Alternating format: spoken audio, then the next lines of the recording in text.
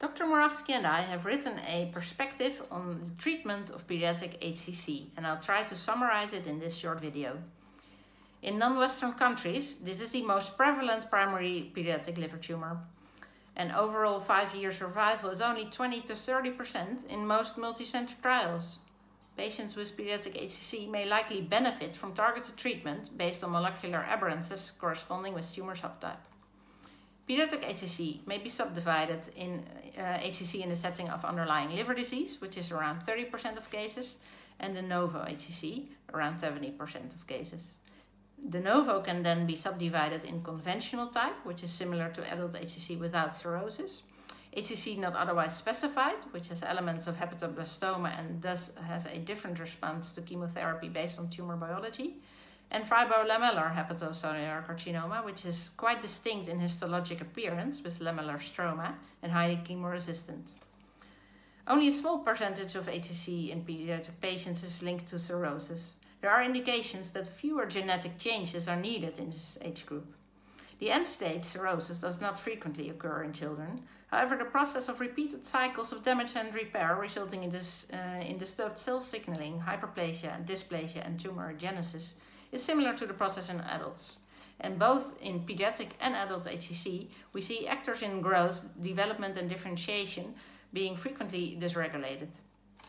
Major aberrant molecular components are the beta-catenin, ephrin type B receptor 2, transforming growth factor beta, and mechanistic target of rapamycin pathways. In adults, also the angiogenesis and apoptosis pathways are frequently affected, and this is significant as only targeted agents with some efficacy in adults are sorafenib and its generational successors, which are multikinase inhibitors targeting these pathways. In a small pediatric series, traditional pediatric liver chemotherapy, cisplatin and doxorubicin, was combined with sorafenib, and there was some success, so this is encouraging. Complete surgical resection, including liver transplant, is essential to cure pediatric HCC, and negative resection margins are crucial for outcome. Only around 20% of pediatric patients, however, are eligible for surgery or treatment with liver transplant at diagnosis. Pediatric HCC, in all its variants, is relatively chemoresistant to regimens used so far.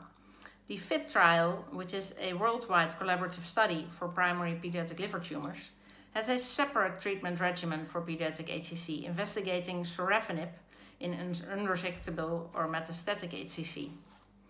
The FIT will also look at potential prognostic biomarkers. When surgery and systemic treatment fail, only locoregional treatment options remain.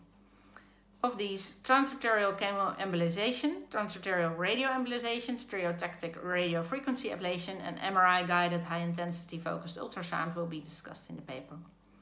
In conclusion, complete resection is the mainstay for cure. If there's a doubt about a potential margin, an early referral for transplant assessment is essential. And Milan criteria do not apply to these patients, most likely.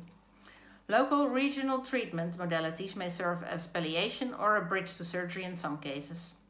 Systemic treatment is indicated for patients in advanced stages, patients with recurrence, and also as an adjuvant treatment in de novo HCC. The FIT trial may answer which regimens are best in these scenarios. Furthermore, molecular research efforts clarifying aberrant signatures accompanying the HCC subcategories based on etiology may guide targeted treatment in the future. Thank you for listening.